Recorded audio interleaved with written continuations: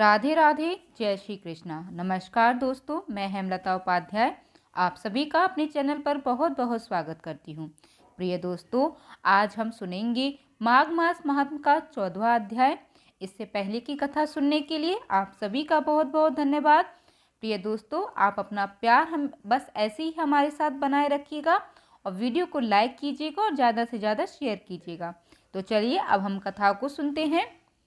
कार्तवीर्य जी बोले कि हे विप्र श्रेष्ठ, किस प्रकार के वैश्य माघ स्नान के पुण्य से पापों से मुक्त होकर दूसरे के साथ स्वर्ग को गया, सो मुझसे कहिए। तब दत्तात्रेय जी कहने लगे कि जल स्वभाव से ही उज्जवल, निर्मल, शुद्ध, मलनाशक और पापों को धोने वाला है। जल सब प्राणियों का पोषण करने वाला है, ऐसा वेदों ने कहा है। मकर के सूर्य माघ मास में गौ के पैर डूबने योग्य जल से भी स्नान करने से मनुष्य स्वर्ग को प्राप्त होता है। यदि सारा मास स्नान करने से अशक्त हो तो 3 दिन ही स्नान करने से पापों का नाश होता है। जो व्यक्ति थोड़ा ही दान करे वह भी धनी और दीर्घायु होता है। 5 दिन स्नान करने से चंद्रमा के सदृश शोभायमान होता है। इसलिए अपना शुभ चाहने वालों को माघ से बाहर स्नान करना चाहिए। अब माघ में स्नान करने वाले के नियम कहता हूँ। अधिक भोजन का उपयोग नहीं करना चाहिए। भूमि पर सोना चाहिए। भगवान की त्रिकाल पूजा करनी चाहिए। ईंधन, वस्त्र, कंबल, जूता, कुमकुम, घृत, तेल, कपास, रुई, वस्त्र तथा अन्न का दान करना चाहिए। दूसरे की अग्नि न तपे ब्राह्मणों को भोजन कराएं और उनको दक्षिणा दें तथा एकादशी के नियम से माघ स्नान का उद्यापन करें।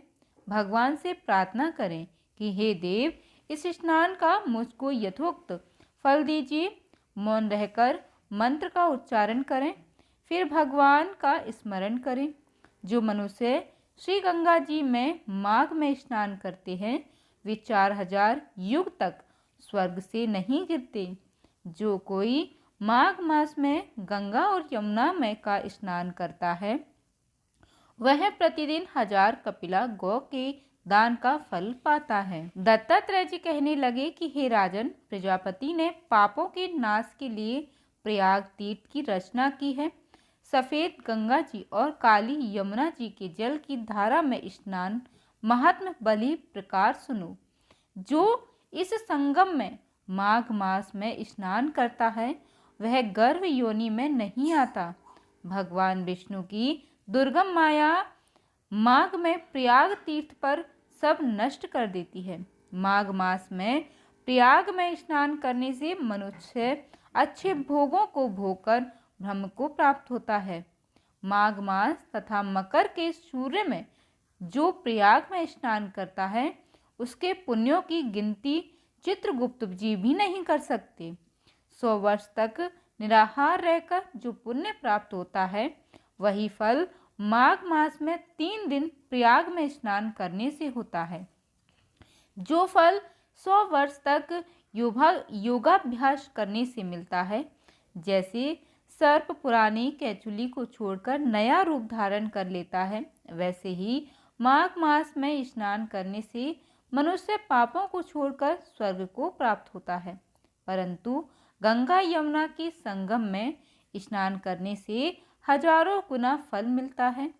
हे राजन, जिसको अमृत कहते हैं वह यह त्रिवेणी है। यह ब्रह्मा, शिव, रुद्र, आदित्य, मरुत्कर्ण, गंधर्व, लोकपाल, यक्ष, वाहक, किन्नर, अणिमादि गुणों से सिद्ध तत्वज्ञानी ब्राह्मणी, पार्वती, लक्ष्मी, सची, नैना, दिति, अदिति, संपूर्ण देव पत्नियां तथा नागों की स्त्रियों कृतांची, मेनका, उर्वशी, रंभा, तिलोत्मा, अप्सरा गण और सब पितर मनुष्यगण कलयुग में गुप्त और सतयुग आदि में प्रत्यक्ष सब देवता माघ मास में स्नान करने के लिए आते हैं।